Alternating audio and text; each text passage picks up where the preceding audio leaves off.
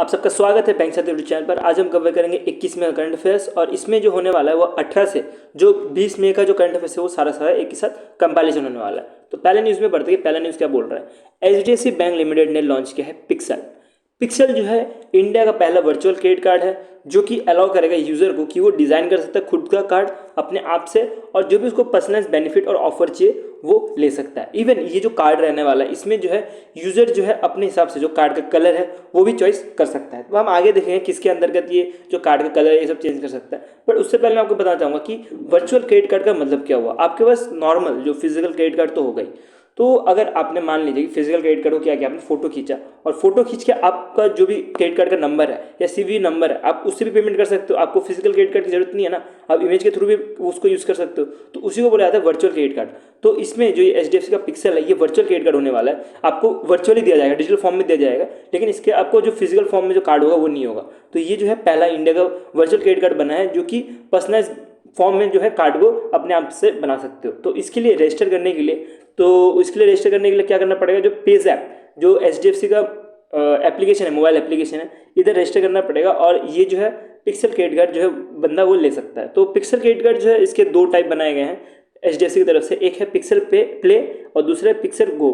जो pixel play है वो एनेबल करेगा यूज़र को कि वो सेलेक्ट कर सकता है अपने मर्चेंट और वो फ़ायदा उठा सकता है, कैशबैक्स अर्न कर सकते हैं डिपेंड अपॉन द मर्चेंट्स। मान लीजिए किसी बंदे को अमेजोन से ज़्यादा शॉपिंग करता है तो अमेजोन को एज अ मर्चेंट सेट करके रखेगा और उधर से जो है ज़्यादा से ज़्यादा कैशबैक जो है अर्न कर सकता है जो पिक्सल प्ले है इसके अंतर्गत। और इसमें ये भी बोल रहे हैं कि जो बंदा है वो कार्ड का कलर चेंज कर सकता है एज वेल एज जो बिलिंग डेट है वो भी सेलेक्ट कर सकता है। नेक्स्ट है पिक्सल गो। पिक्सल गो जो है ये जो नए यूज़र्स हैं उनके लिए है, ना कि एग्जिस्टिंग यूज़र जिसने ऑलरेडी क्रेडिट कार्ड लेकर रखा है उनके लिए नहीं है। जो नए यूज़र है जो क्रेडिट कार्ड की दुनिया में घुसना चाहते हैं उनके लिए पिक्सल गो बनाया गया है। और ये जो क्रेडिट कार्ड क्या करेगा, जो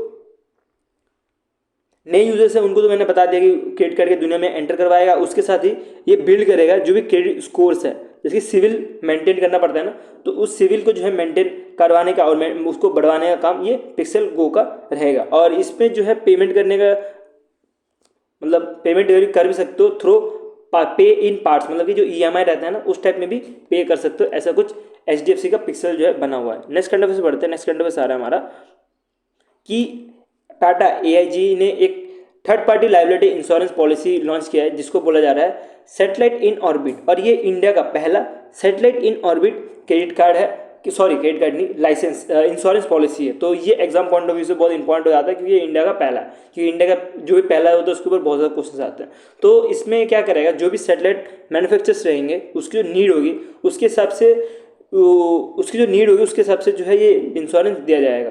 तो इसमें आप देख सकते हो इसमें क्या बोला है कि सैटेलाइट इन ऑर्बिट में दिया जाएगा। मतलब जैसे कि मान लो ये कोई रॉकेट है, ठीक है, रॉकेट जब लॉन्च होगा ना तब ये इंश्योरेंस नहीं दिया जाएगा, लेकिन जब ऑर्बिट में पहुंच जाएगा ना, जब सैटेलाइट जब ऑर्बिट में पहुंच जाएगा, जब घूम रहा होगा, तब अगर कुछ खराबी होगी तो उसके बेसिस पे ही जो है ये इंश्योरेंस दिया जाएगा, लेकिन लॉन्च के टाइम में नहीं दिया रहेगा। तो ये चीज़ मैंने आपको इधर लिख भी दिया है। दिस ऑर्बिट जो कवर करेंगे वो डिफरेंट होगा जो लॉन्च जो कवर किया जाता है इंश्योरेंस में उससे। तो ये जो है ऑर्बिट के लिए दिया जाएगा, ना कि लॉन्च के लिए दिया जाएगा। नेक्स्ट करंट अफेयर्स में पढ़ते हैं। नेक्स्ट करंट अफेयर्स है हमारा टर्किश एक्सरसाइज। ये टर्किश एक्सरसाइज जो है ये 7th एडिशन का होने वाला है और ये एक्सरसाइज जो है इंडिया और यूएसए के बीच में एक जॉइंट काउंटर टूरिज्म एक्सरसाइज है। और इसमें जो भाग लेंगे वो इंडियन आर्मी, इंडियन एयरफोर्स और इंडियन नेवी नहीं बल्कि एनएजी मतलब कि नेशनल सिक्योरिटी गार्ड का ये एक्सरसाइज है। इंडिया की तरफ से जो नेशनल सिक्योरिटी गार्ड है वो एज अ पार्ट लेगी और यूएस की तरफ से पार्ट लेगी वो US state special cops force जो है ये पार्ट लेने वाली है। आपके लिए इतने काफ़ी है जो ये न्यूज़ है इतना, इसके अंदर हमें डिटेल में नहीं पढ़ना, कुछ काम का नहीं एग्जाम पॉइंट ऑफ व्यू से। नेक्स्ट करंट अफेयर्स पढ़ते हैं हम। नेक्स्ट करंट अफेयर्स आ रहा है कि इंडिया का पहला एयर लिफ्टेड हॉस्पिटल बनाया है और ये बनाया कहाँ पे गया है, ये आगरा उत्तर प्रदेश में बनाया गया है। ये भी इंडिया का पहला है तो इसलिए एग्जाम पॉइंट ऑफ व्यू से ये इंपॉर्टेंट हो जाता है। और इसको जो टेस्ट किया गया था, जैसे कि इसे पता लग रहा है कि एयर लिफ्टेड हॉस्पिटल होने वाला है, तो इसको जो टेस्ट किया गया था वो इंडियन एयरफोर्स ने टेस्ट किया था और ये आगरा उत्तर प्रदेश में टेस्ट किया गया था। और इसको जो बनाया गया है under the project Bharat health initiative for सहयोग हिता एंड मित्रा के अंतर्गत इसको जो है लॉन्च किया गया है। इसके साथ ही मैं आपको बताना चाहूँगा, ये थोड़ा पुराना न्यूज़ है, ये आई थिंक मार्च का न्यूज़ है, ठीक है ये, लेकिन आपको बहुत इंपॉर्टेंट है आपको एग्जाम पॉइंट ऑफ व्यू से।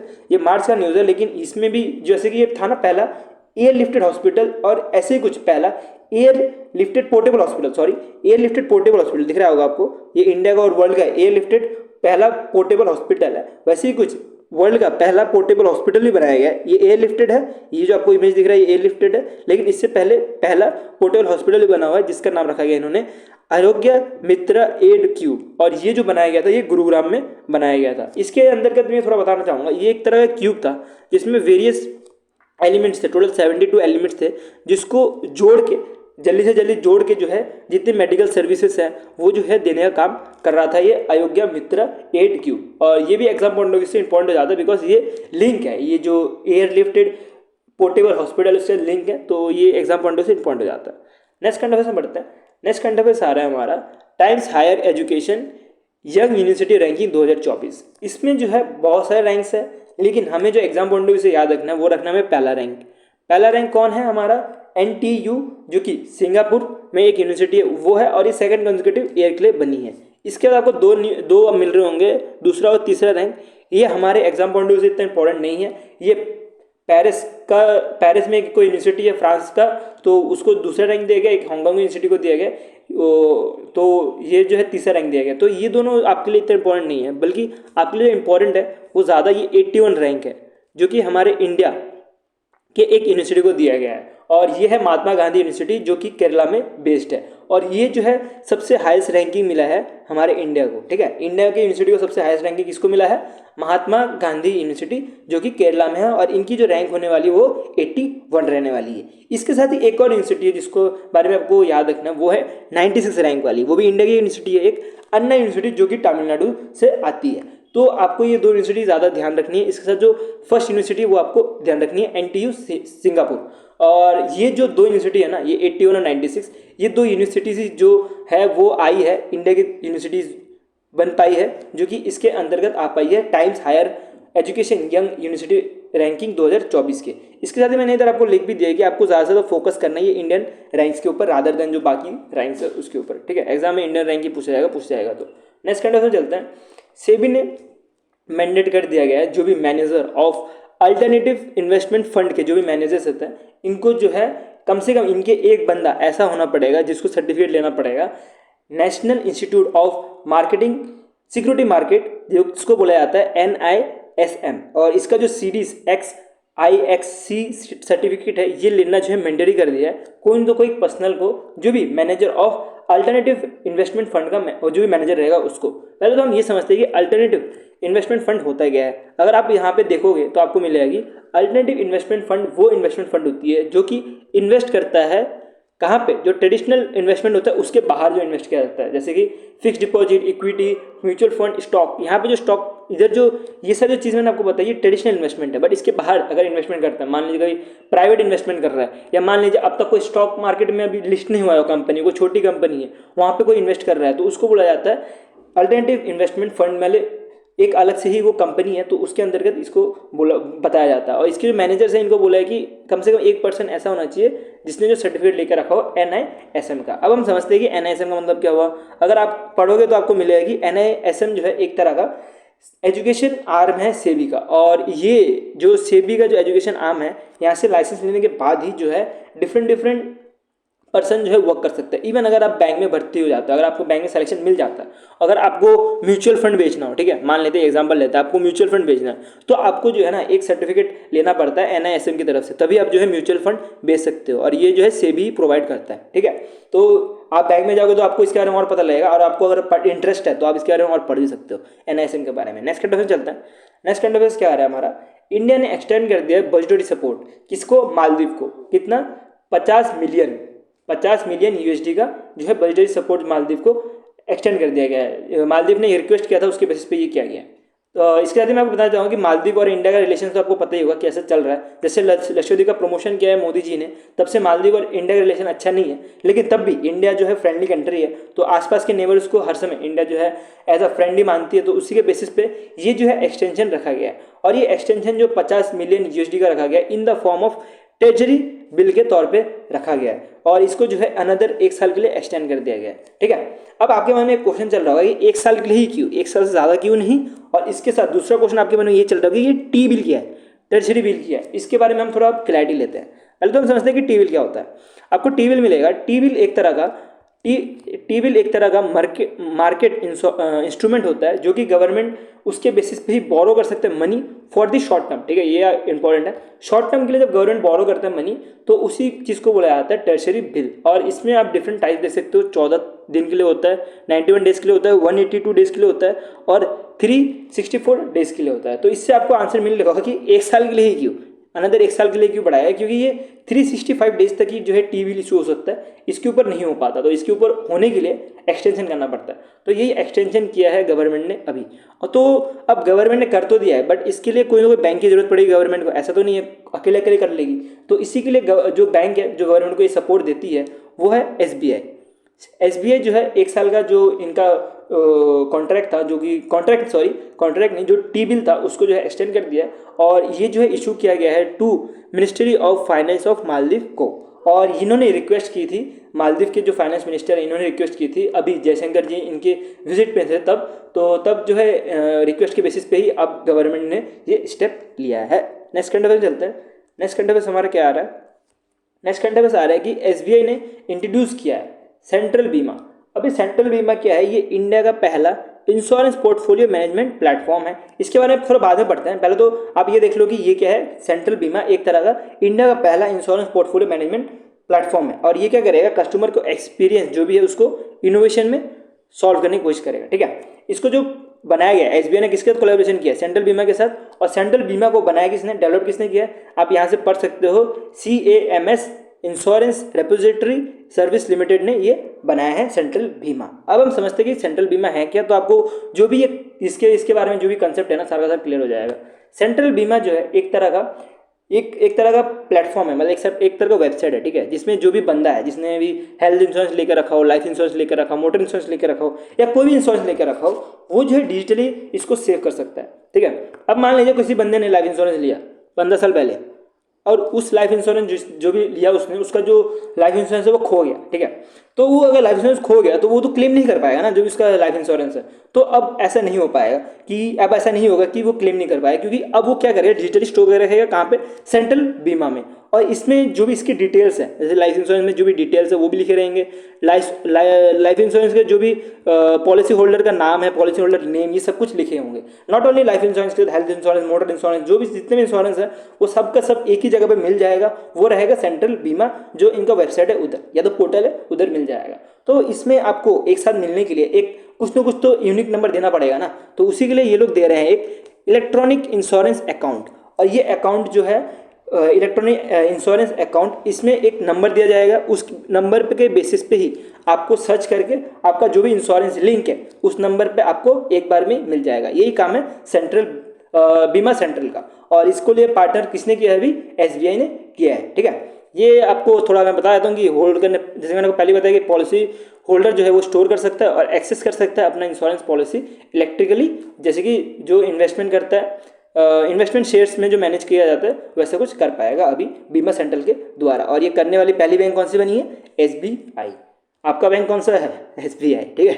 नेक्स्ट करंट अफेयर बढ़ते हैं। नेक्स्ट करंट अफेयर है, नासा प्लान कर रही है कि इंडिया का पहला रेलवे स्टेशन बनाया जाए। कहाँ पे? मून में। हमारे इंडिया में तो रेलवे स्टेशन बन नहीं रहा, मून में रेलवे स्टेशन बनाने का काम कर रही है नासा। और ये जो इन्होंने ये रेलवे स्टेशन का नाम रखा गया ऑन मून, इसका नाम इंपॉर्टेंट है, फ्लोट। इसका फुल फॉर्म क्या है? Flexible levitable on the track. ये आपको एग्जाम पॉइंट ऑफ इंपॉर्टेंट है, आपको ये याद रखना है। और ये जो लॉन्च किया जा रहा है under the mission robotic lunar surface operation 2 के अंतर्गत इसको लॉन्च किया गया है। और इसको जो डेवलप किया गया है वो नासा जेट प्रोपल्शन लेबोरेटरी के अंतर्गत किया गया है। सॉरी, ये थोड़ा वीडियो थोड़ा पॉज हो गया, ठीक है। नेक्स्ट करंट अफेयर से बढ़ते हैं। नेक्स्ट करंट अफेयर क्या है हमारा? नेक्स्ट करंट अफेयर है कि ये जो लॉन्च किया जाएगा नासा, नेक्स्ट करंट अफेयर नहीं है, इसमें कंटिन्यू है कि इंडिया का जो पहला रेलवे स्टेशन लॉन्च किया जाएगा मून में, ये जो है 3 लेयर में काम करने वाले हैं। ये 3 लेयर कौन कौन से हैं?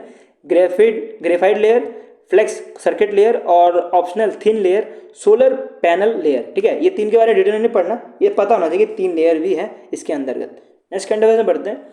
9th edition of Forbes 30 under 30 Asia का लिस्ट है 2024 का। ये एग्जाम पॉइंट ऑफ व्यू से इंपॉर्टेंट है, तो आपको ये ध्यान रखना है। पहले तो नाम से पता लग रहा है कि फॉर्ब 30, इसका मतलब क्या है कि जो 30 लोग हैं ये सिलेक्ट किए गए होंगे। इसके बाद आपको एक और चीज़ नाम से पता लग रहा होगी, अंडर 30 जो एज है ना, अंडर 30 जो यंग एंटरप्रेन्योर्स हैं, इनके लिए जो है ये लिस्ट निकाली जाती है। इसमें से आपको 3 नाम याद रखना है इंडिया की तरफ से। एक है अक्षित बंसल, दूसरा है राघव अरोड़ा, ये जो है को फाउंडर है, आप देख सकते हो स्टैटिक इंडिया के, इनको बनाया गया है, इनको जो है लिस्ट में रखा गया है। इसके साथ ही रखा गया है भाग्यश्री जैन को, जो कि फाउंडर है डिस्पोजल कंपनी के, ठीक है। ये आपको 3 नाम जो है एग्जाम पॉइंट से इंपॉर्टेंट है। इसके साथ ही मैंने आपको जो है फोर्ब्स 30 अंडर 30 एशियन लिस्ट है, इसके बारे में लिख दिया, और इसके बारे में मैंने ऑलरेडी आपको बता दिया कि फोर्ब्स जो है यंग एंटरप्राइज को शो करता है इस लिस्ट में, और उनका जो एज होता है वो अंडर 30 रहता है। और ये जो बिलोंग करते हैं मोस्टली एशिया पैसिफिक रीजन से बिलोंग करते हैं, इनको जो है इस लिस्ट के अंतर्गत रखा जाता है। नेक्स्ट करंट अफेयर चलते हैं। नेक्स्ट करंट अफेयर आ रहा है हमारा, एक एमयू है, एक नहीं सॉरी 2 एमयूज है।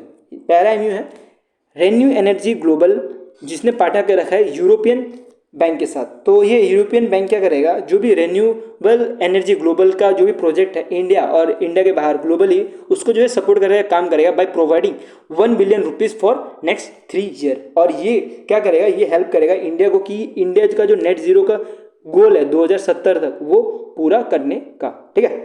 इतना ही है, इतना काफ़ी है न्यूज़ पढ़ने के लिए एमयूज़ में। इसके बाद नेक्स्ट बढ़ते हैं, क्या एमयू है, Tata AIG general insurance company ने पार्टनर किया है, ये क्या लिखा हुआ है पता नहीं यार, बेंगलोर बेस और ऑरम करके कोई Bangalore base acid protection firms हैं, इनके साथ पार्टनर किया। और ये क्या करेगा, ये तरह इंश्योरेंस देगा, कितने का, 25 लाख का इंश्योरेंस देगा, किसको, जो भी ये और के जो एम्प्लॉयज़ रहेगा ना उनको देने का काम करेगा। 25 लाख का इंश्योरेंस कवरेज देने का काम करेगा जो भी और के कंपनीज जो एम्प्लॉयज़ हैं उनको, ठीक है। ये बस इतना ही इंपॉर्टेंट नहीं है, थोड़ा लेस इंपॉर्टेंट में मान सकते हो इसको, ठीक है। करंट अफेयर्स को इतना कोई इंपॉर्टेंट नहीं है, लेकिन तब भी एक बार देख लो, 1 लाख में ज़्यादा पूछा जाता है ऐसे क्वेश्चन। नेक्स्ट करंट अफेयर्स में मिलता है, ये 1 लाइनर्स होने वाला है, इसमें ज़्यादा डिटेल में जाने की जरूरत नहीं है। पहला आ रहा है कि Mazagon Dock Ship Builder Limited, इन्होंने 250 साल का जो फाउंडेशन डे है, 250 साल इन्होंने पूरा कर लिया, तो उसके ऊपर है, आपको इतना ही पढ़ने से रिपीट जाने की जरूरत नहीं कि 250 साल जो पूरे कर लिए हैं वो Mazagon Dock Ship Builder Limited ने कर लिए हैं। और इसका तो याद रखना है कि जब भी कभी कोई ईयर कंप्लीट होता है किसी का भी, तो उसके बेसिस पे एक कॉइन भी लॉन्च किया जाता है, तो इसके बेसिस पे एक कॉइन भी लॉन्च किया, कितना, 250 का एक कॉइन लॉन्च किया गया, 250 रुपये का एक कॉइन लॉन्च किया गया, ठीक है। नेक्स्ट करंट अफेयर से अपॉइंटमेंट की तरफ से आ रहा है, अपॉइंटमेंट है संजय भालाजी, जो कि एक वाइस एडमिरल है, इनको जो है एज अ सेलेक्ट कर लिया गया है chief of personal of Indian navy, ठीक है। तो ये बन चुके, तो इससे पहले कौन थे, इससे पहले थे कृष्ण स्वामीनाथन जो थे वाइस एडमिरल, वो इससे पहले थे, लेकिन इनको हटा के अब बन चुके हैं संजय बाला। और अभी जो कृष्ण स्वामीनाथन जी हैं, इनको बनाया गया as a vice chief of naval staff. इसके साथ ही मैं आपको एक क्वेश्चन पूछता हूँ कि अभी चीफ ऑफ नेवल स्टाफ कौन है फिर, ठीक है, आप कमेंट सेक्शन में बताना उसके बारे में। तब तक हम नेक्स्ट करंट अफेयर्स में चलते हैं। नेक्स्ट करंट अफेयर्स आ रहा है, UNDP ने अपॉइंट किया है एलियन, यार क्या नाम लिखा है ये, चलो एलियन मान लेते हैं, एलियन को as a new executive director of UN multi partner trust fund office का इसको एग्जीक्यूटिव बना दिया। ये मैंने ऑलरेडी लिख के रखा है, इंपॉर्टेंट, ये इतना इंपॉर्टेंट नहीं है, तब भी एक बार देख लो, ठीक है। इसके बाद वाला इंपॉर्टेंट है, इसमें जो है इंडिया का 85th ग्रैंड मास्टर बना है, वो कौन बना है, PS निखिल, जो कि 31 साल के हैं और ये बिलोंग करते हैं तमिलनाडु से, ठीक है। और ये जो है इंडियन चेस प्लेयर है, जैसे कि पता लगा ग्रैंड मास्टर किस लिए बने जाता है, चेस प्लेयर के लिए दिया जाता है, और ये 85th है। इसके साथ ही मैं आपको बताना चाहूँगा, जितने भी ये ग्रैंड मास्टर्स बनते हैं ना, इसको मैं एक बार में, जैसे कि आपका एग्जाम कब है, अभी नेक्स्ट एग्जाम RRB PO ही है, तो आपका जो RRB PO होने वाला है वो होने वाला है सितंबर के महीने में। तो मैं सितंबर के महीने में ट्राई करूँगा कि अगस्त के महीने में ही जो ये ग्रैंड मास्टर है ना, सारे के सारे एक साथ कर दूँ, और जितने भी न्यूज़ है, जितने भी कंपाइलेशन में एक साथ कर सकता हूँ उतना करने की कोशिश करूँगा।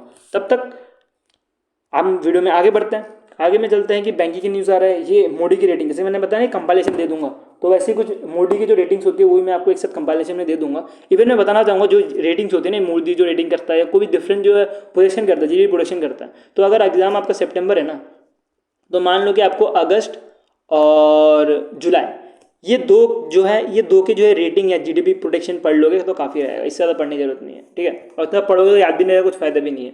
तो अभी जो मोदी ने जो रेटिंग दिया है, अगर एग्जाम आपका आसपास है तो आप ये रेटिंग पढ़ सकते हो। अभी जो मोदी ने रेटिंग दिया है वो 6.6 का दिया हुआ है फॉर फाइनेंशियल ईयर 2025। इसके साथ ही जो इंडिया की रेटिंग है दो फाइनेंशियल ईयर 2024, उसको जो है 8% के लिए बोला गया भाई मोदी।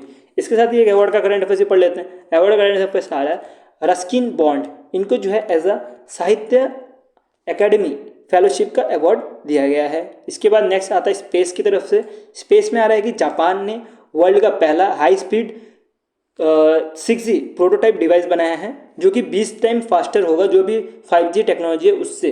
तो आपको पता है कि 5G टेक्नोलॉजी अब तक इंडिया में आई नहीं अच्छे से, लेकिन ये लोग तो भाई 6G तक जा रहे हैं। चलो कोई बात नहीं, आपको याद पता होना चाहिए कि 6G प्रोटोटाइप डिवाइस जो है पहला बनाने वाली जापान बनी है, ना कि चाइना। ठीक है, अगर किसी को ये आंसर नहीं पता होगा तो डेफिनेटली वो चाइना लगाएगा, लेकिन चाइना नहीं है, उसका आंसर जापान है। ये थोड़ा ध्यान रख लेना। इसके साथ आपको ये ध्यान रखना है कि इसमें किस किस कंपनी ने मिलकर डेवलप किया है, आपको ये ध्यान रखना है। इसमें से मैं बता देता हूँ कि आपको 2 नाम तो पक्का पता होना चाहिए। एक है निपुण टेलीग्राम एंड टेलीफोन और दूसरा नाम है NEC corporation India private limited. ठीक है, उसके साथ आपको ये भी पता होना चाहिए कि फुजित्सु जो है ये भी कंपनी जो है इसके साथ पार्टनर कर रही है। आपको सारे कंपनी के नाम पता होना चाहिए, लेकिन आपको ये 2 नाम ज़्यादा इंपॉर्टेंट है।